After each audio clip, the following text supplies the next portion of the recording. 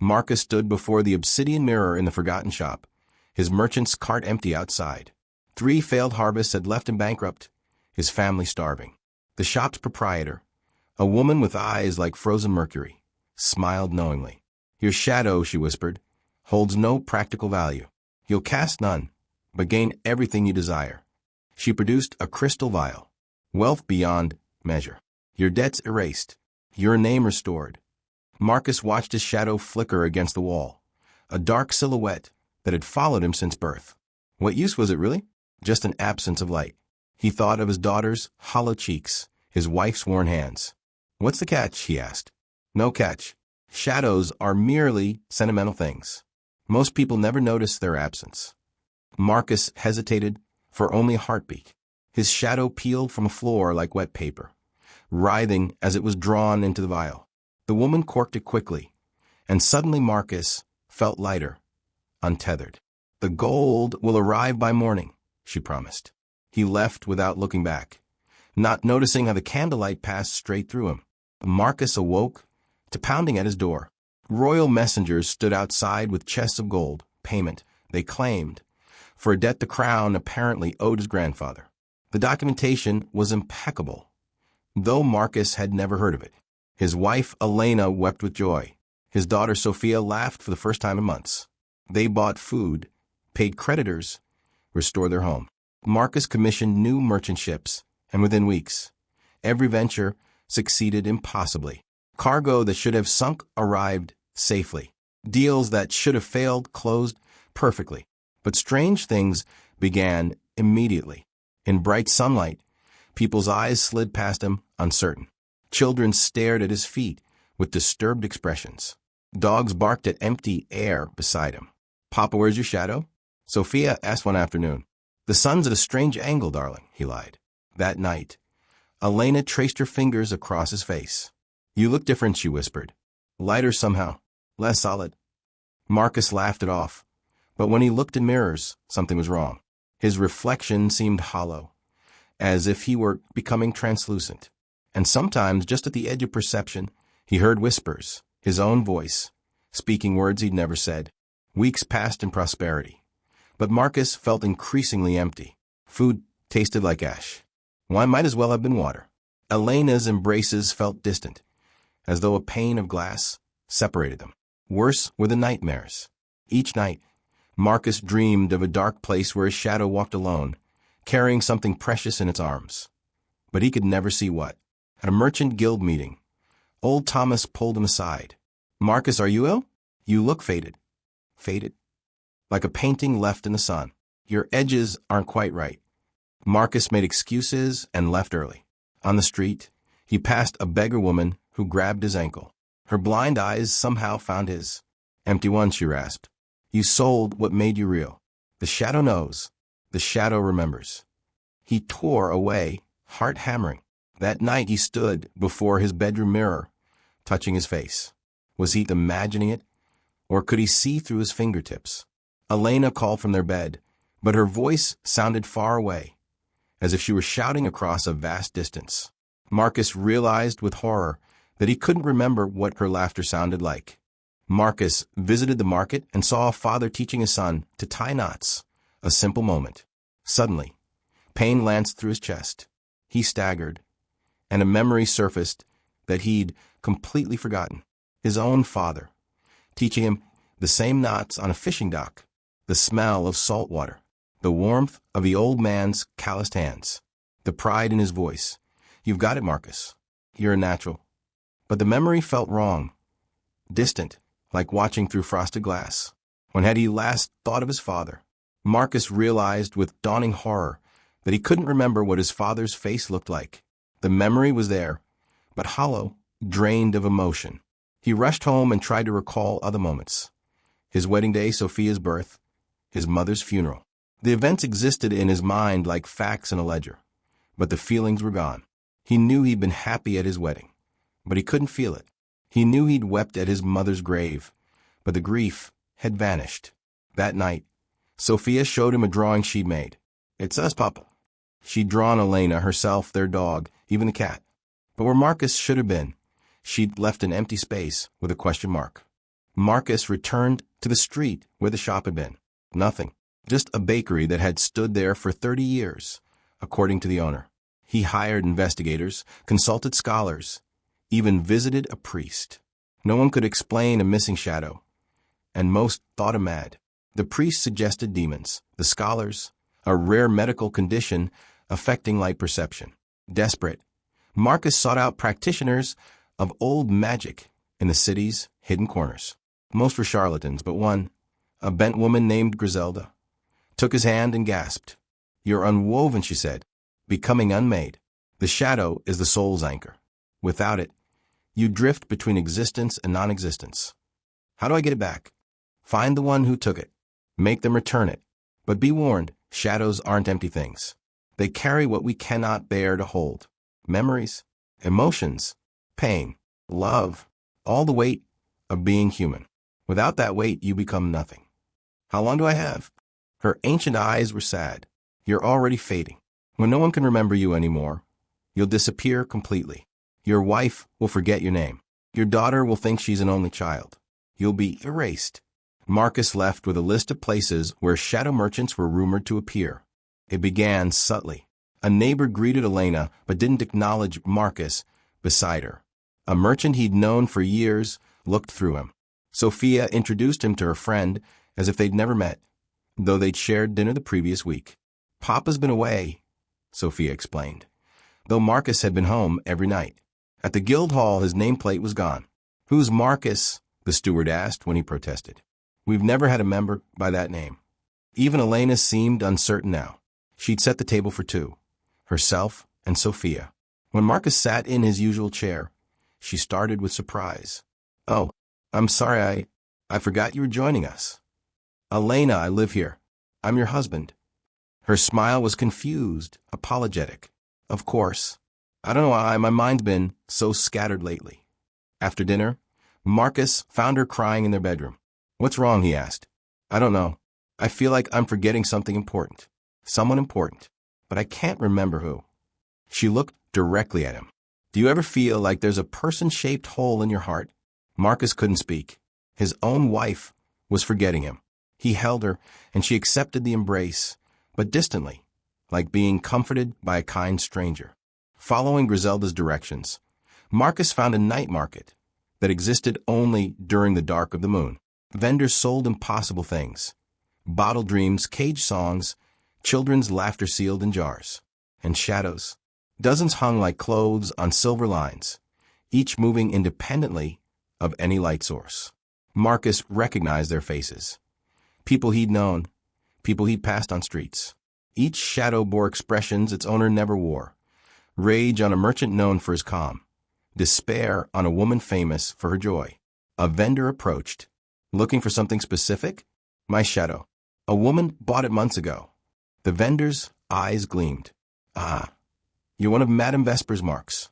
She doesn't sell what she takes. She collects them. Where can I find her?" "That depends. Are you willing to pay her price? To get your shadow back, you'll have to relive everything it holds. Every memory you've forgotten, every emotion you've buried, every moment of pain you've chosen not to feel. Most people can't survive it. They shatter like glass." Marcus thought of Elena's confused tears, Sophia's drawing with him erased. "I'll pay any price." The vendor handed him a black card embossed with silver script. "Madame Vesper's salon. It exists between heartbeats. When you're ready, hold this and stop breathing." Marcus stood in his study at midnight, holding the black card. His reflection in the window was barely visible now, more suggestion than substance. He could see the furniture behind him through his chest. He thought of his father's hands teaching him knots, a memory he could describe but no longer feel.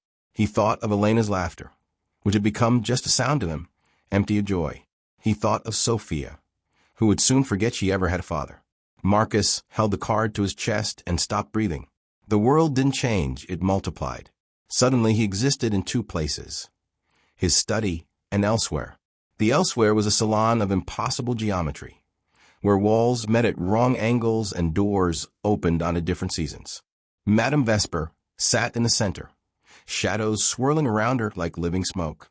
She looked exactly as he remembered ageless and knowing. Marcus, I wondered when you'd come. I want my shadow back. Of course you do. They all do eventually. She gestured, and his shadow materialized before him. But it wasn't empty. It held a child, a young boy with Marcus's eyes. What is that? Marcus whispered. Your shadow remembers what you chose to forget. Shall we begin? The shadow opened its mouth, and Marcus's world exploded into memory and pain. Your brother, Madame Vesper said softly. Daniel, 2 years younger. You've forgotten him entirely. The memories crashed through Marcus like a storm. Daniel always laughing, always following him. Daniel teaching him to skip stones. Daniel sick, in bed, fever burning. Daniel's funeral when Marcus was 12. No, Marcus gasped. I remember my brother. Do you? What was his favorite color? What song did he sing? When did you last think of him? Marcus's mind was blank. The memories were there now, but they'd been gone for decades. He'd lived his entire adult life without once remembering he'd had a brother. How, he whispered. The shadow holds what we cannot bear. Your grief for Daniel was too heavy, so it sank into your shadow, and you forgot. That's what shadows do. They carry our burdens, so we can walk in light. The shadow Daniel smiled at Marcus, and it was his brother's smile exactly. You sold me, Marcus. You sold our memories together, our love, our loss, everything that made losing me matter. I didn't know. You didn't want to know. None of them do. Madame Vesper gestured, and more shapes formed in the shadows. Shall we continue? There's so much you've forgotten. Marcus wanted to run, but he thought of Sophia's empty space in her drawing. He nodded. The shadow opened its arms, and memories poured forth like floodwater. Memory after memory crashed through Marcus, each one forgotten, each one stored in his shadow. His mother's last words, which he'd blocked out because they were too painful. His father's disappointment when Marcus chose merchant work over fishing. The friend who died in a storm, whose name Marcus hadn't spoken in 20 years. His first love, before Elena, a girl named Catherine who died of plague. He'd forgotten her completely, erased her to make room for new love. Every harsh word he'd spoken to Elena in anger, which he'd conveniently let slip away. Every time Sophia had cried and he'd been too busy with ledgers to notice. Every moment of his life that carried weight, consequence, or depth, all stored in his shadow because carrying them himself was too hard. This is what it means to be alive, Marcus said. To carry a shadow, to hold your memories and emotions, even when they're heavy. I wouldn't trade it for anything.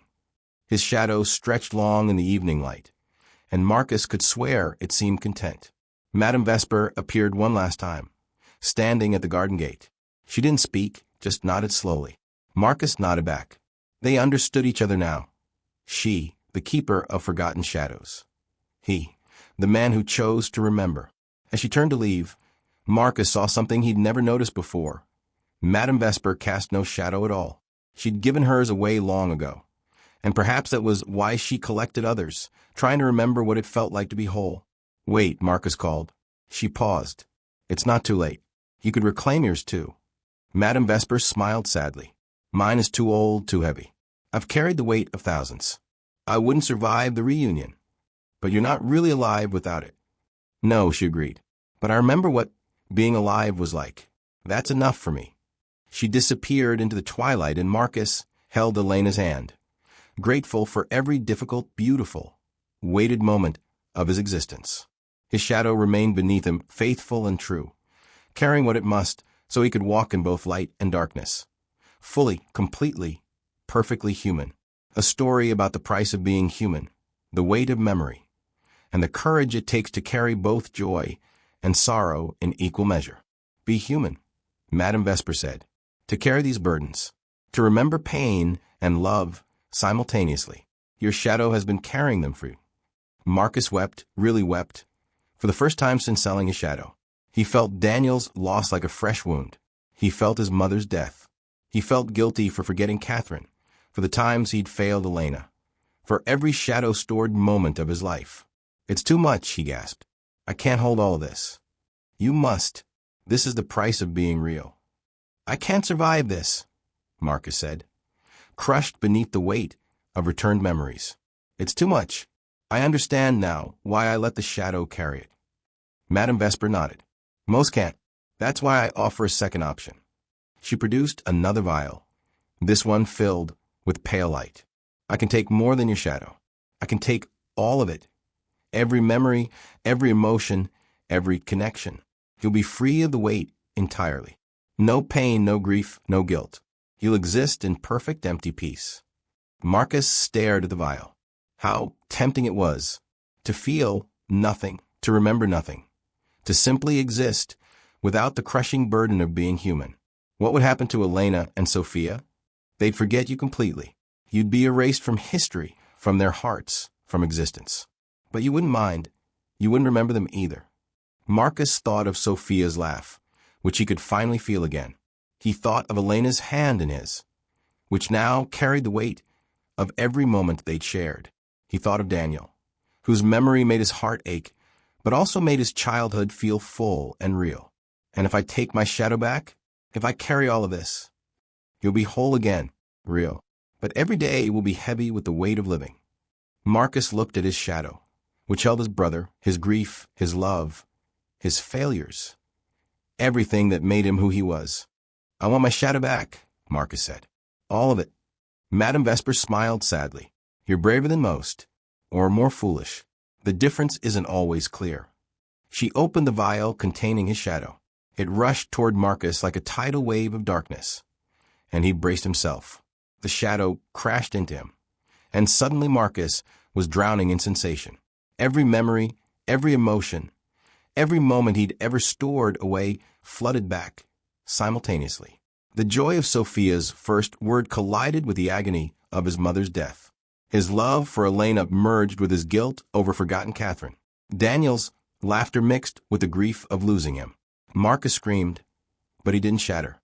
Instead, something shifted inside him. The memories began to settle, finding their places. The emotions, overwhelming at first, started to integrate. He was no longer hollow, he was full. Painfully, beautifully, impossibly full. His shadow snapped back to his feet, solid and dark. Marcus gasped, touching his chest. He felt real again, substantial. How long has passed, he asked. In your world? No time at all. Time moves differently between heartbeats. Marcus looked at his shadow, which now stood still and proper beneath him. But he could feel it, alive, aware, carrying its portion of his soul. Thank you, he whispered to it. The shadow rippled in acknowledgement. Marcus drew breath, and the salon vanished. He stood again in his study, but everything was different. Colors were brighter. Sounds were crisper. He could smell the wood of his desk, the leather of his chair, the faint perfume Elena wore. He looked at his hands and saw them fully, solidly, completely. He raised them to the candlelight and watched his shadow dance on the wall. Strong, dark, present. Elena appeared in the doorway. Marcus? I heard you shout. Are you? She stopped, eyes widening. Marcus. She said his name differently this time, with recognition, with relief.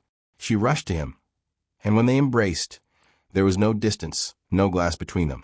Where have you been? She sobbed. I've been forgetting you. I don't understand what happened, but you were slipping away, and I couldn't stop it. I know. I'm sorry. I made a terrible mistake, but I fixed it. I'm here now. I'm real. Sophia ran in. Papa, you're back. I mean, you're really back. She hugged his legs, and Marcus could feel the warmth of her small body, the love in her embrace. He knelt and held her. I'm sorry I was gone. You were fading, she said simply, like a ghost. But now you're solid again. That night, Marcus lay beside Elena, feeling her breathing, remembering every moment that had brought them here. Life resumed, but Marcus was forever changed. Every moment carried weight now. When Sophia laughed, he felt joy so intense it hurt. When Elena was upset, he felt guilt and love tangled together. When he thought of his brother Daniel, grief and gratitude coexisted in his heart. The gold remained. Madame Vesper's bargain had been kept. But Marcus found he cared less about wealth now. He gave generously to orphanages, thinking of Daniel. He closed his business early to spend evenings with Sophia. He listened when Elena spoke, really listened, feeling the privilege of her trust. But the wait was exhausting. Some days, Marcus understood why he'd let his shadow carry these burdens. Existing without the full weight of memory and emotion was easier. Being hollow had been comfortable in its way. One evening, he stood watching his shadow on the wall, wondering if he'd made the right choice. Second thoughts. Elena asked, joining him. She'd understood somehow, though he'd never fully explained. You're different, more present, but also more troubled. I remember everything now, Marcus said. Every mistake, every loss, every failure. Sometimes it's overwhelming. That's what it means to be alive, she said gently. To carry all of it, the joy and the pain. You were disappearing, Marcus. Becoming nothing. Now you're something. Someone that has weight. Marcus began noticing them everywhere. People without shadows. A young woman at the market. Her feet surrounded by sunlight where darkness should pool. An elderly banker whose reflection in windows seemed hollow. A child who moved through the world with eerie lightness. Most people didn't notice, but Marcus did. He saw how they smiled without joy, spoke without passion, existed without truly living. He tried to warn them. Your shadow, he'd say. You've lost your shadow. They'd look at him, confused or annoyed, and move on. They didn't understand they were fading. One man listened. A young merchant named Thomas, who reminded Marcus of himself. How did you know? Thomas whispered. Because I sold mine too. I got it back, but only barely. Thomas's eyes filled with desperate hope. Tell me how. Marcus gave him Madame Vesper's card and explained the price. Facing every memory and emotion the shadow had carried. Bearing the full weight of being human. I don't know if I can, Thomas said. Neither did I. But the alternative is ceasing to exist. Becoming nothing. Being forgotten by everyone who loves you. Thomas looked at his hands, already slightly transparent. Will it hurt? Yes, but you'll be real. Marcus watched Thomas leave, wondering how many others were out there. Hollow people drifting toward oblivion. Thomas returned 3 days later, shadow restored, eyes haunted, but alive. He brought others, people Marcus had warned, people who'd noticed their own fading. They gathered in Marcus's home, comparing stories. Most had sold their shadows for different reasons. Wealth, power, love, revenge. All had discovered too late what shadows truly held. We should warn people, a woman named Sarah said. She'd sold her shadow to forget a trauma, only to realize she'd lost all her good memories too. They won't listen, another replied. We didn't. Marcus thought of the shadow market, the vendors selling pieces of human souls like commodities. We need to stop the merchants, find everyone like Madame Vesper, and expose what they're doing. You can't stop them, a new voice said. Madame Vesper herself stood in the doorway, uninvited. The group gasped. The shadow merchants have existed since humans first understood they could separate from their burdens. We offer service, temporary relief from the weight of existence. You're stealing people's souls. Sarah shouted. We're storing them, and we return them to anyone brave enough to ask. Most aren't. Most prefer to fade away rather than face what they've buried. Marcus stood. Then why'd he do it? Why collect shadows? Madame Vesper's expression was unreadable. Because someone must. Someone must remember what you all choose to forget. I was the first, Madame Vesper said, sitting uninvited among them. The first to discover that shadows could be separated, could carry what we couldn't bear. She let her own shadow rise, not from her feet, but from somewhere deep inside. It towered behind her, filled with countless faces, voices, memories. I was a healer centuries ago. I tried to absorb my patients' pain, to ease their suffering, but I couldn't hold it all. So I discovered how to store it in my shadow. And I learned I could store others' burdens too. It began as mercy. What changed? Marcus asked. I did. The weight of carrying everyone's pain, everyone's memories, it broke something in me. I became like you all were hollow. So I stopped carrying the shadows myself. I collect them, store them, preserve them. But I don't carry them anymore. She looked at each person in the room. You all came to me willingly. You all chose relief over burden. And when you wanted your shadows back, I returned them. I'm not your enemy. But you profit from suffering, Sarah said. I preserve what would otherwise be lost. When shadowless people fade completely, where do you think their shadows go? Into oblivion. I save them. I remember them. Marcus studied her face, looking for deception. Instead, he saw weariness. Madame Vesper was as burdened as any of them, but in a different way. Then help us, Marcus said. Stop taking shadows. Help people understand what they're selling before they sell it. Madame Vesper laughed bitterly. I've tried. For centuries, I've warned every person who comes to me. I explain exactly what they're selling and what they'll lose. They sell anyway. Humans would rather be empty than hurt. Not all of us, Thomas said quietly. We came back. A handful out of thousands. Most fade away forgotten. The group fell silent. Finally, Sarah spoke. Then we'll do what you can't. We'll be the proof that you can survive the wait. We'll show people what we've regained. How? Someone asked. We can barely manage it ourselves. Marcus thought of Sophia's drawing, of Elena's tears, of Daniel's forgotten laughter. By living, by showing that a life with weight, with pain and joy together, is better than hollow existence. By being present. The group agreed. They would return to their lives carrying their shadows, bearing witness to the cost and value of being fully human. Madame Vesper watched them with ancient eyes. Perhaps you'll succeed where I failed. But remember, every day will be hard. Every moment will carry weight. Are you ready for that? Marcus thought of his shadow, now an inseparable part of him. Yes. The others echoed his answer, less certain but willing. Months passed. Marcus kept his promise. He woke each morning feeling the weight of everything his shadow carried, and chose to bear it. Some days were harder than others. He taught Sophia about Daniel, her uncle she'd never known. He brought Elena to his mother's grave and finally wept properly. He apologized to old friends he'd forgotten, mended relationships his hollow self had neglected. The gold he'd gained began to feel like blood money. Marcus gave most of it away, keeping only enough to ensure his family's security. He returned to simpler merchant work, finding satisfaction in honest trade rather than impossible luck. Thomas opened a meeting house where people struggling with their shadows could gather. Sarah wrote pamphlets about the shadow merchants, though few believed her. Others in their group found their own ways to be present, to live fully despite the pain. Still, Marcus saw new shadowless people appear daily. Some he could warn, most ignored him. The shadow trade continued. One evening Sophia asked, Papa, why do you look sad sometimes even when we're happy?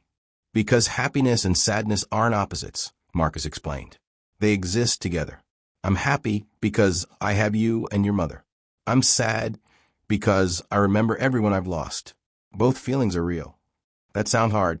It is, but it's better than feeling nothing. Sophia hugged him, and Marcus held her, feeling the bittersweet perfection of the moment. Years later, Marcus stood in his garden watching Sophia play with her own daughter. Elena sat beside him, gray now but present, real, beloved. Do you regret it? She asked. Getting your shadow back? Life would have been easier without all this weight. Marcus watched his shadow on the grass, steady and true. Within it he still felt Daniel's presence, his mother's love, Catherine's memory, every joy and sorrow of his life. I would have ceased to exist, he said. I was disappearing. You were forgetting me. But the burden, I see it in your eyes some days. Yes, but I also feel joy more deeply because I've known sorrow. I love you more intensely because I've experienced loss. Everything is richer because I carry all of it. Sophia's daughter laughed, and Marcus felt his heart swell with complex emotion, joy at her happiness, wistfulness that time passed so quickly, gratitude for this moment, fear of future loss, all tangled together, impossible to separate, beautifully human. This is what it means to